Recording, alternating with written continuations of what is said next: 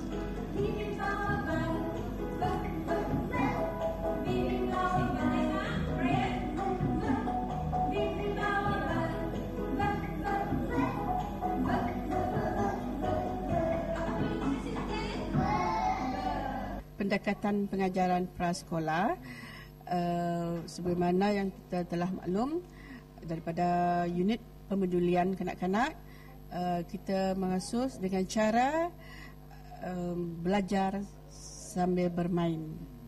Jadi dengan menggunakan kaedah artinya lebih memusatkan kepada murid. Jadi guru cuma menerangkan dan murid akan membuat aktiviti dengan cara yang tersendiri. Ini adalah salah satu daripadanya ialah memberi murid-murid kepintaran, menggunakan idea sendiri, kreativiti sendiri, mengolahkan cara sendiri dan kaedah meneroka. Alhamdulillah, berkurangan murid menangis itu berkurang kerana kita memberi mereka ruang bermain, diberi permainan pada permulaan supaya mereka tidak takut. Artinya dalam seharian mereka berbagai-bagai aktiviti dibuat untuk membuang ketakutan, kerisauan. Artinya ruang-ruang yang kosong itu dipenuhi dengan berbagai-bagai aktiviti. Artinya memberi mereka supaya lebih minat belajar dan datang ke sekolah setiap hari. Pembelajaran bacaan dengan secara fonetik adalah lebih berkesan kerana pengajaran ini kita memberi pendedahan kepada bunyi-bunyian dulu dan sebutan. Dan dengan sendirinya apabila sudah pandai membunyikan huruf-huruf sepertinya kalau dulu A, tapi kita sebut sekarang ni A. Jadi dengan bunyi-bunyian mereka boleh membaca perkataan yang lebih mudah. Dan di akhir pengajaran insya-Allah mereka boleh membaca dengan lancar. Alhamdulillah, Azam 2012 bagaimana kita maklum kanak-kanak sekarang ini lebih pintar, lebih kepada teknologi ICT. Azam kita ialah melahirkan murid-murid yang cemerlang, yang lebih berdedikasi, yang lebih berinovatif.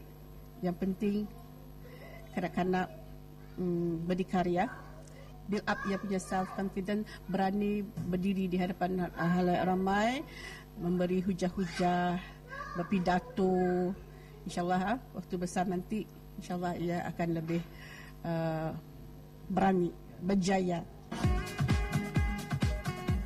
Pegawai Pelajaran Jabatan Sekolah-Sekolah Daerah Bled memaklumkan seramai lebih kurang 450 murid pra memulakan penggal persekolahan mereka di 16 buah sekolah rendah kerajaan di daerah Bled ini. Sisi kemasukan prasekolah adalah merupakan asas bagi memperkembangkan sosial emosi kanak-kanak di samping pembinaan jati diri mereka sebelum melangkah ke sekolah rendah. Alhamdulillah ada penonton, salah seorang guru pra yang mengajar di sekolah rendah Kuala Bled ini iaitu Cikgu Serinawati binti Mili. Assalamualaikum Cikgu. Assalamualaikum warahmatullahi. Alhamdulillah. Jadi tahun 2012 merupakan tahun satu lagi langkah kepada murid-murid cikgu yang baru lagi di alam persekolahan.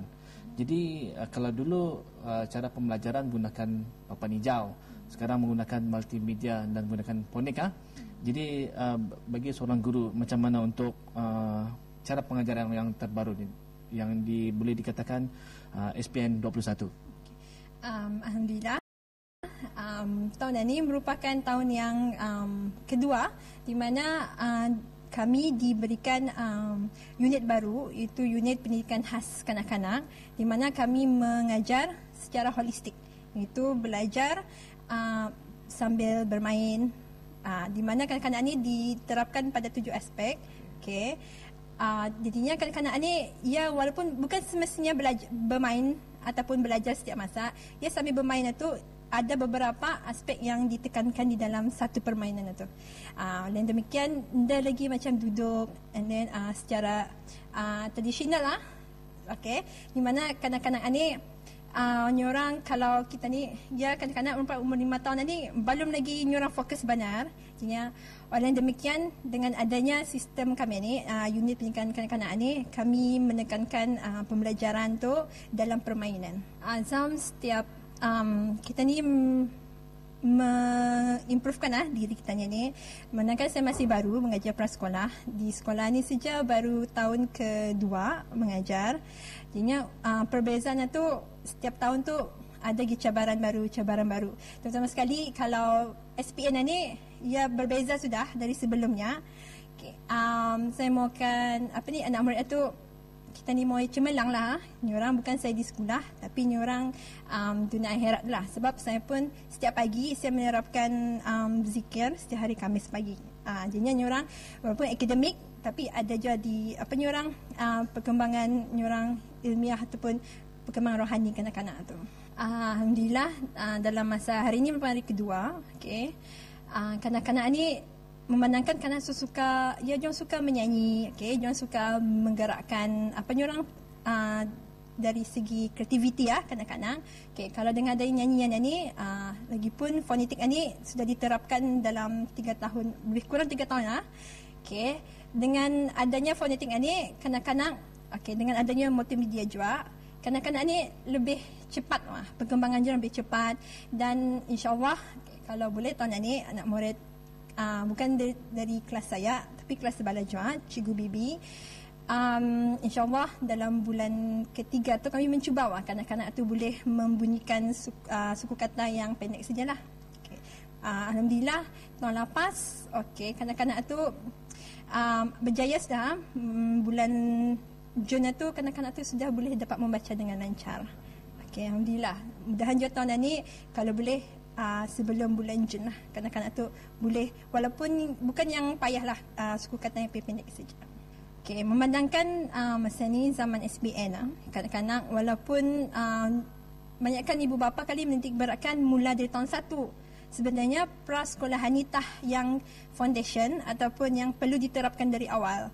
Sebab kanak-kanak ni di waktu pra ni tah semua kemahiran akan dikembangkan. Okay, apalagi kalau dari segi akademik dan bacaan. Itu yang asas yang penting. Jadi ibu bapa tu perlulah mendidik kanak-kanak di rumah. Jangan saja harapkan di sekolah, tapi di rumah tu merupakan kira masa lebih banyak dengan ibu bapa. Ibu bapa ni orang kalau kanak-kanak ni, kita ni mesti adakan kebiasaan dengan kanak-kanak, jadual, maksudnya buat kerja rumah, bacaan. Okey, kalau di sekolah cuma ada berapa jam, jadinya di sekolah, pelajaran di sekolah tu kalau boleh diulang kaji di rumah lagi.